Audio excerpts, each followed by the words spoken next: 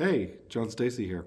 Normally, I have a morning routine and practice session on horn, but this isn't really feeling right. And it hasn't really felt right over the last week, so I think I need to take a bit of a break. I haven't really been doing anything that strenuous on it, so I don't feel like I'm pushing it. It's more of just a fundamentals maintenance kind of routine. And I think I'm just really tired. So rather than recording a playing video like I normally do, I think what I'm going to do is kind of give a real talk kind of video. It's like a vlog, but where I get to talk about some stuff that I don't really get to talk about anywhere else. Because, with Twitter or X or whatever, it's kind of a limited format and you have to do it in a thread and you have to plan it. Blah, blah, blah. So I'm just going to record a video of me talking to a camera and no scripts. I don't even have bullet points, and I'm just going to talk about an issue. So I'm going through a bit of an identity crisis as a horn player, and what I mean by this is I'm doing a doctorate in horn performance right now, and before this I've never actually studied horn performance specifically. In my undergrad I studied composition and music education, and although I was practicing and working and having the lessons of a performance major, Dr. Manfredi spent a lot of time with orchestral excerpts and solo rep and all of that. I wasn't actually studying horn performance with the intent of being a horn performer. Same thing with my master's. I was studying composition because I was band directing full time, and composition was the only degree I could do where I didn't have to be on campus. But the crisis I'm going through, the identity crisis I'm going through, is this issue where I don't really know what I want to sound like on horn. And I've listened to tons and tons of recordings.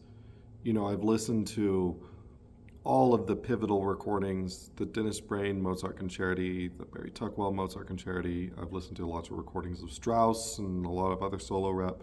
I've listened to players from as early as I can find recordings of, and players that are active today. And the issue that I'm running into is that I don't really have any horn players that I put on my own time. This is something that I talk about with my students, and I ask them, okay, who do you listen to?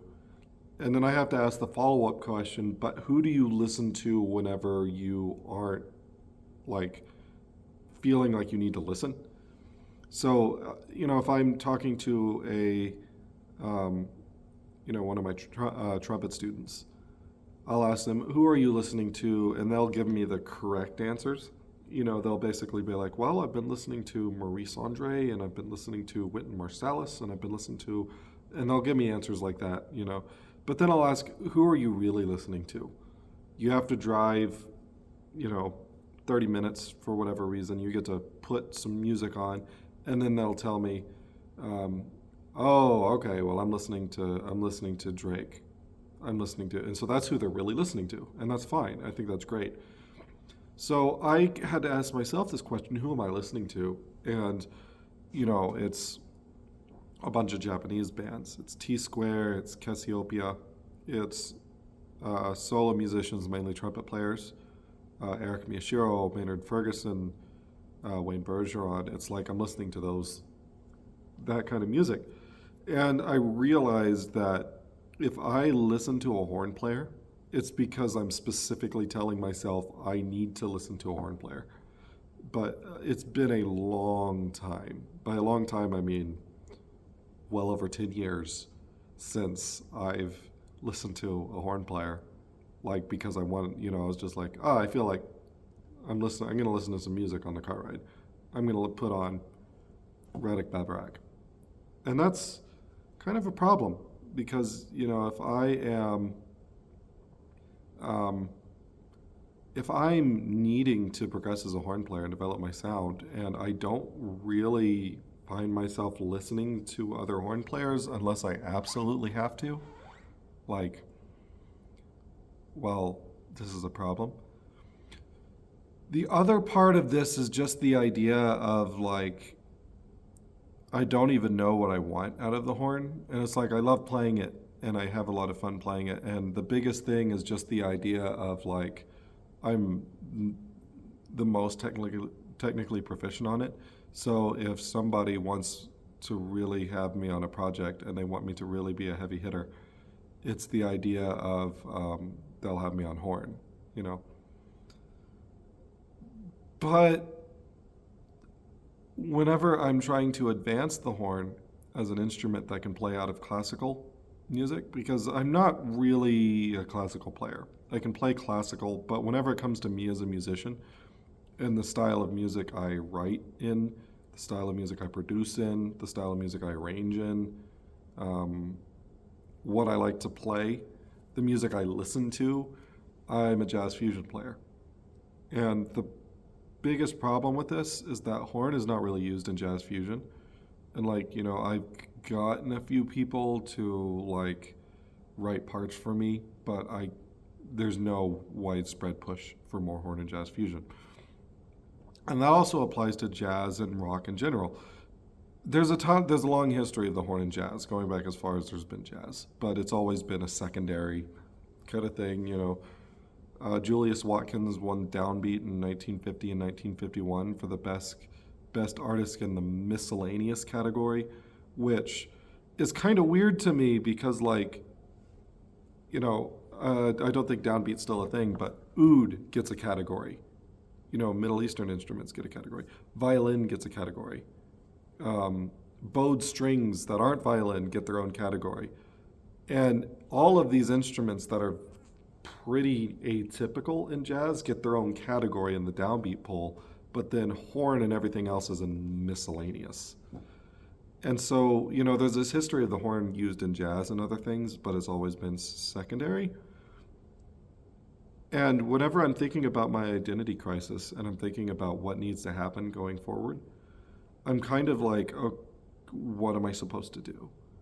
Like, how am I supposed to navigate this? Because, you know, a lot of people will write these vlogs and real talks and all the things about how a lot of jazz musicians sound the same because they're not doing this or they're not doing this, or everybody's transcribing solos and not actually listening for sounds. And, you know, people aren't learning the history. They'll say, oh, Dixieland, trad jazz, all that. That's cheesy. You don't need to know that. And they'll just basically be looking at the bebop, et cetera, et cetera, et cetera.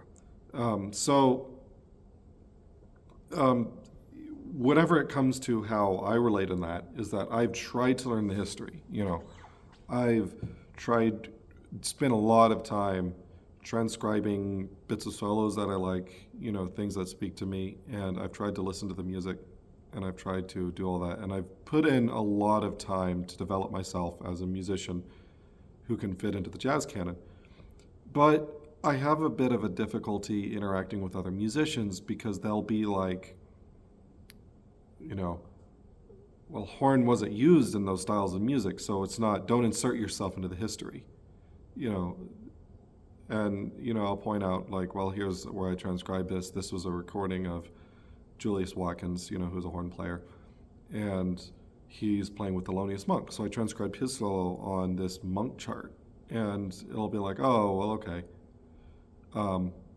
So then, you know, it's like, okay, great. You know, I'm doing the work, and I'm told that, you know, don't insert yourself in the history. You need to know the history. And then it's just this over and over.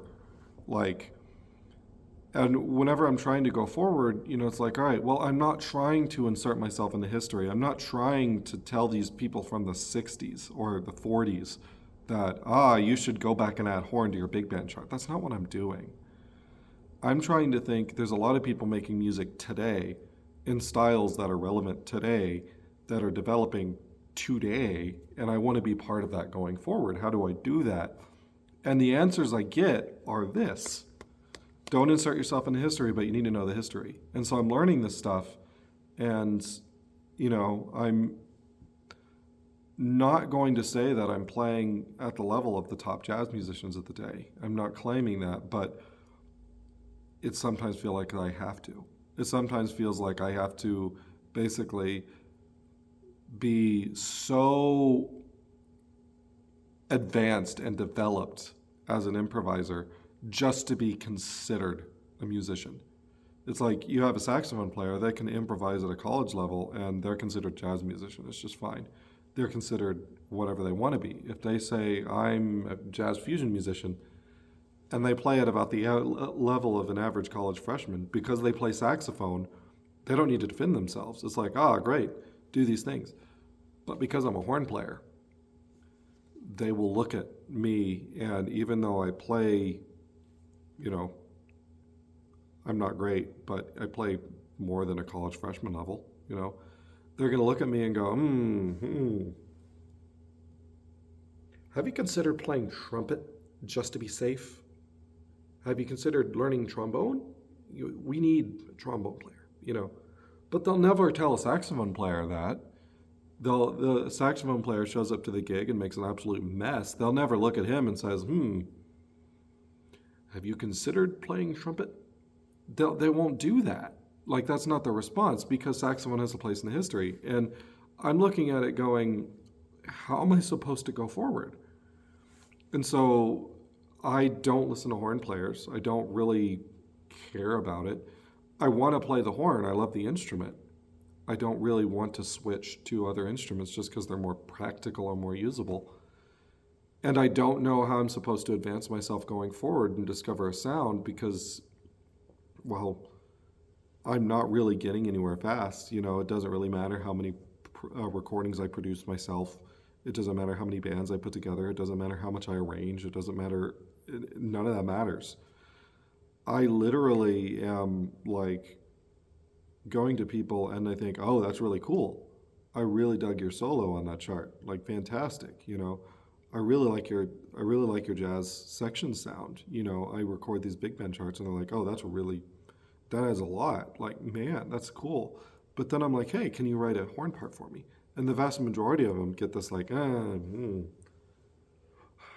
Or in some cases, this is as far back as 2016, they'd be like, oh, yeah, cool. We need somebody to play third trumpet right now. Can you play third trumpet? And then we'll write you a horn part later. And then 8 years go by, and I'm like, hey, are you going to write me a horn part? Is that a thing still? And they're like, oh, yeah. Play third trumpet, and we'll write you a horn part. Like, we'll get to it. We promise. Next album. And so I'm like, I'm very unhappy as a horn player. And it's not because the horn's making me unhappy. It's literally just because I feel like I'm constantly beating my head against a wall. And although I'm improving on the instrument, I feel like I'm not really developing into anything. I'm developing into a generically good player who can win an orchestral audition. I can hold my own at a jam session on basically any tune. I can record almost anything I need to as a session player. I can write things, including the horn, that make people go, oh, wow, more people should write for horn. But all of that doesn't matter. And, that's kind of been the source of my identity crisis, has literally just been that. And I'm pretty sure a lot of people go through something like this. They just don't really have to worry about some of the things I have. If a trumpet player is struggling, who am I as a trumpet player? Well, they can go play all the big band gigs they can get. They can go play all the combo gigs they can. If they put together a combo, they can do the thing easy. Like, I can do that one. I can do the combo thing. But they can go play classical freelance work. They can go play they have all these options. Same thing for saxophone players, same for trombone. It doesn't mean they don't have to work, because they do, and the competition is a lot more intense, but they have time to figure themselves out. And the thing about, trumpet, trombone, saxophone, there are thousands of great players that they can go look at and be like, okay, well, I don't like this one. He's, too much of a high note guy. I don't really like that. I don't like this one. He just seems to do ballads. I don't like that. They can go through and then they can find, well, this one makes a great classical sound. He has these classical records and he has these jazz recordings, and man, I want to sound like that. That's and they work in that direction. They start finding more and more people like that. With horn players, you basically have to pick from, here's all of these classical players, and here's a few that cross over that are classical players that kind of do the jazz thing. And whenever I say that, I'm meaning on the grand scale of things. Like, you aren't going to have, this is a horn player that is like the absolute cream of the crop classical horn player. They do all the solo rep. And then this is the horn player that's like challenging all of the standard perceptions on the horn and jazz. Like you don't have anybody like that. And so there's nobody that does what I want to do. And so I don't have any model. I'm just kind of floundering and figuring it out and fighting all of these battles along the way. So as I start to figure out this identity crisis, I will, I guess I'll make more vlogs, but I just kind of wanted to get out there and do the thing, just record some content because this ain't working. But I don't even know who's going to be watching this. If you made it this far, then congrats. Thank you for watching, and I'll report back. I'll see you guys in the next Real Talk video. Bye.